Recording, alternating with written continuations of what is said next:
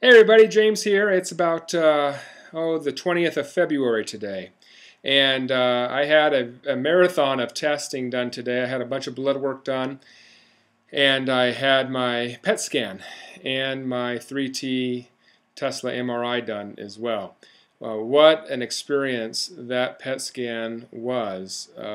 One of the reasons I'm shooting these videos, of course, is to help with my own sort of recovery and journey, to help me kind of give me an outlet to verbalize what I'm thinking and feeling.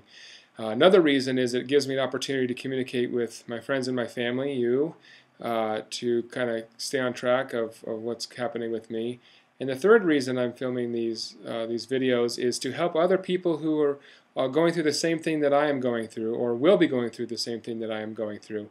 I know that when I was out on the internet looking for people's stories who had been diagnosed with lymphoma, there was a really special video blog from a gal who recently went through her diagnosis and journey for lymphoma and survived. And I watched her videos, and it really gave me a sense of spirit and joy to be able to identify with somebody who was also experiencing the same exact thing.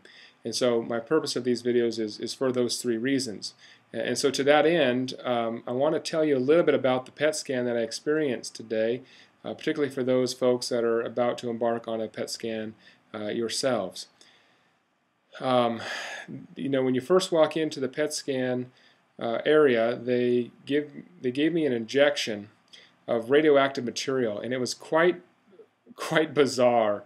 The person was sort of all gowned up who was going to be giving me this injection, and they started an IV in my arm, and then they walk in with this sort of steel box that has these bright yellow signs that say radioactive material, and it's sort of this lock box where the material sits. And so it's kind of scary thinking that you're looking at this radioactive box, and the contents of that box are going to be injected into your body. But it's I guess a safe amount of radioactive material to be able to allow the PET scan to do what it needs to do, and that it did. The injection did not hurt at all, did not feel a thing. I sat for 45 minutes waiting for the substance to sort of infiltrate my blood and my body. And the premise here is that after 45 minutes they put you in a tube, a PET scan machine. It's sort of similar to a CT scan machine, and it takes scans of all parts of the body that needs to have a scan of, and wherever the cancer cells are will illuminate very brightly as a result of the PET scan, based upon the fact that the cancer cells are attracted to the radioactive material that they just pumped into you. So my PET scan today lasted just shy of 2 hours. It was primarily of my head. It was basically from the top of my head down to my waist, and then, or just below my waist, I should say. And then the 3T MRI, that was a different experience also. This was a very high-powered, very detailed MRI. It was just done of my head, and that wasn't too bad. That only lasted about 45 minutes or so, maybe closer to an hour. So all in all, the experience today wasn't too terribly bad. I was able to get through it. It was a little bit awkward being in the tube for that amount of time, particularly during the PET scan time, but we were able to knock through it pretty good.